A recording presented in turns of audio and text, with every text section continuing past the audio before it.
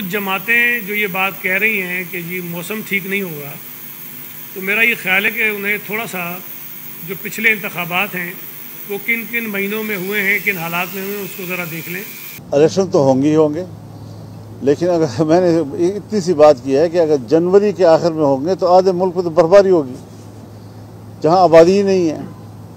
आप खुजदार से ले लें पूरा बलूचिस्तान, फिर आप वज़ीरिस्तान से ले लें चतराल तक, फिर वहाँ से ले लें आप पूरा स्वात, कोहिस्तान, एबटाबाद, मरी तक।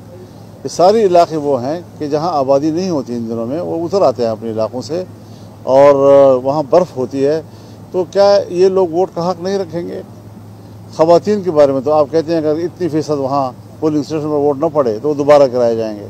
जहाँ इंसान ही ना हो उनका कोई हक़ नहीं है कि वो वोट डालें। कुछ जमातें जो ये बात कह रही हैं कि जी मौसम ठीक नहीं होगा, तो मेरा ये ख्याल है कि उन्हें थोड़ा सा जो पिछले इंतखाबात हैं वो किन किन महीनों में हुए हैं, किन हालात में हुए हैं, उसको ज़रा देख लें। इस मुल्क में जब दहशतगर्दी उरूज पे थी, पीपल्स पार्टी, अवामी नेशनल पार्टी और दीगर सियासी जमातों को इंतखाबी मुहिम चलाने की इजाज़त नहीं थी, दहशतगर्द तंजीमें हमले कर रही थीं।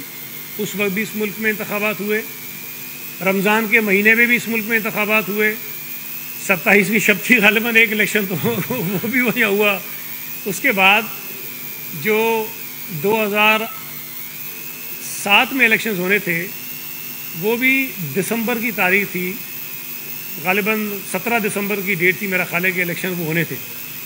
और फिर उसके बाद जब शहीद मोहतरमा बेनज़ीर भुट्टो की शहादत हो जाती है तो वो पीपल्स पार्टी ये कह रही थी कि करवा दें इलेक्शन, लेकिन जनरल परवेज़ मुशर्रफ ने खुद उसको 40 दिन आगे कर दिया था। तो उस वक्त भी किसी जमात की जानिब से मुतालबा नहीं था कि उसको आगे कर दिया, उन्होंने खुद कर दिया। तो मेरा नहीं ख्याल कि इंतखाबात को आगे करना सिर्फ इस बुनियाद पर कोई बन जाए कि कहीं पे मौसम ठीक नहीं है। देखें, अगर कहीं सर्दियों में बर्फ़ पड़ती है तो फिर कुछ महीनों में कहीं पे बड़ी शदीद गर्मी पड़ती है, कुछ महीनों में कहीं शदीद बारिशें हो रही होती हैं।